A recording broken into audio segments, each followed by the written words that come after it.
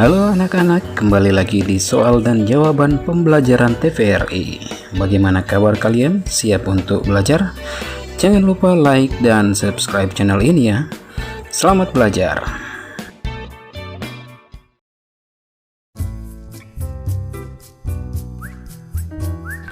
Pertanyaan pertama adalah tentukan jumlah simetri lipat dari bangun datar pada gambar di bawah ini.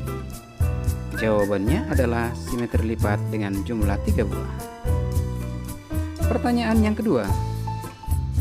Tuliskan sifat-sifat bangun ruang dari gambar berikut ini. Jawabannya adalah 5 segi 4 mempunyai sifat sebagai berikut. Yang pertama, memiliki alas berbentuk segi 4. Yang kedua, terdapat 5 titik sudut yang terdiri dari 4 sudut dan 1 titik sudut berada di puncak. Yang ketiga, mempunyai 8 buah rusuk. Dan yang keempat, memiliki 5 sisi, yaitu satu sisi berupa alas persegi 4 dan 4 sisi lainnya merupakan bidang tegak berbentuk segitiga.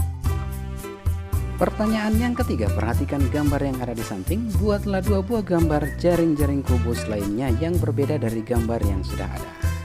Dan jawabannya yang pertama seperti ini, dan yang kedua seperti ini. Nah teman-teman, itulah pertanyaan dan jawaban untuk hari ini. Terima kasih sudah menyaksikan. Jangan lupa subscribe channel ini ya.